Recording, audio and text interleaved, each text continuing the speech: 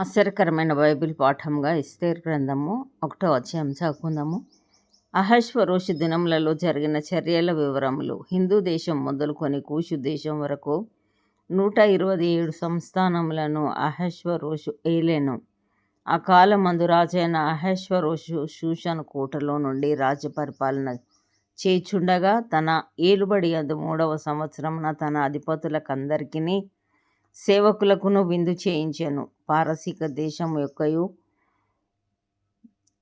మాధ్య దేశం యొక్కయు పరాక్రమశాలులను ఘనులను సంస్థానాధిపతులను అతని సన్నిధి నుండగా అతడు తన మహిమగల రాజ్యం యొక్క ఐశ్వర్య ప్రభావములను తన మహత్యాతిశయ ఘనతలను అనేక దినములు అనగా 180 దినములు కనుపరిచెను. ఆ దినములు గడిచిన తరువాత రాజు షూషను కోటలోనున్న అల్పులకేమి ఘనులకేమి జనులకందరికిని రాజు కోటలోని తోట ఆవరణంలో 7 దినములు విందు చేయించెను. అక్కడ ధవల ధూమ్ర వర్ణములు గల అవిసెనారతో చేయబడిన త్రాళ్లతో చల్వరాతి స్తంభముల మీద ఉంచబడిన వెండి కమ్ములకు తగిలించిన తెలుపును ఊదారంగును కలిసిన తెరలు వేలాడుచుండెను.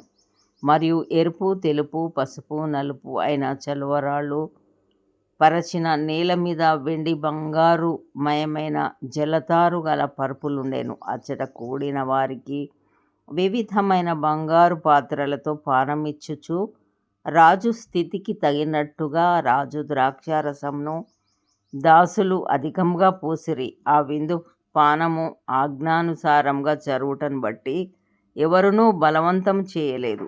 ఎవడు కోరినట్టుగా వానికి పెట్టవలెనని తన కోట పనివారికి రాజు ఆజ్ఞనిచ్చి ఉండెను. రాణి అయిన వస్తి కూడా రాజైన అహష్వరోషు కోటలో స్త్రీలకు ఒక విందు చేయించెను.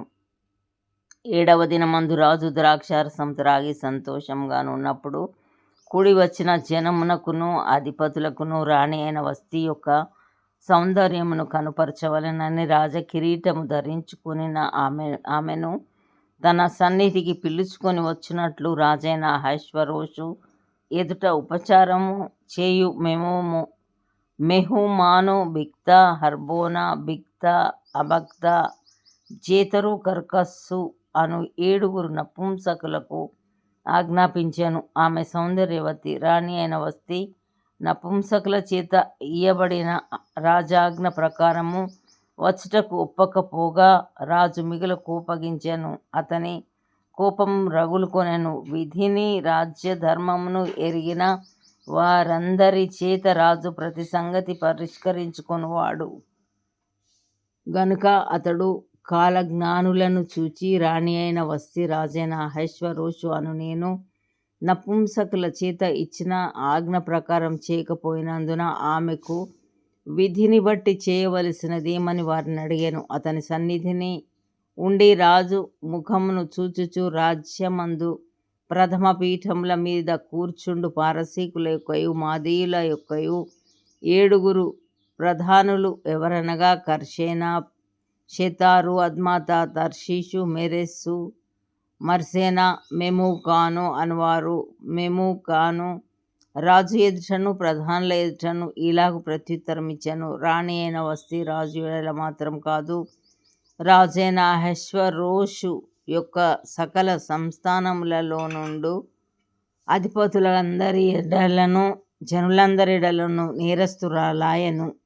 ఏలయనగా రాజైన అహష్వరోషు తన రాణి అయిన వస్తిని తన సన్నిధికి పిలుచుకొని రావలెనని ఆజ్ఞాపింపగా ఆమె రాలేదను సంగతి బయలుపడగానే స్త్రీలందరూ దాని విని ముఖము ఎదుటనే తమ పురుషులను తిరస్కారం చేయుదురు. మరియు పారసీకుల యొక్కయు మాదీయుల యొక్కయు నాయక పత్నులు రాణి చేసిన దాని సమాచారము విని రాణి పలికినట్లు ఈ దినమందు రాజు ఎదుట అధిపతులందరితో పలుకుదురు.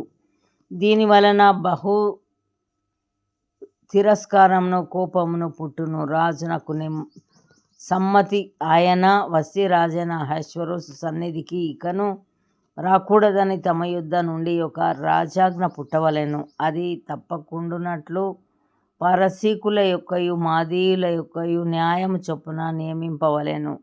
మరియు వస్తీ కంటే యోగ్యురాలిని రాణిగా తాము చేయవలెను. మరియు రాజు చేయు నిర్ణయము విస్తారమైన తమ రాజ్యమంతటా ప్రకటించిన ఎడల ఘనురాలు గాని అల్పురాలు గాని స్త్రీలందరూ తమ పురుషులను సన్మానించుదురని చెప్పాను. ఈ సంగతి రాజునకును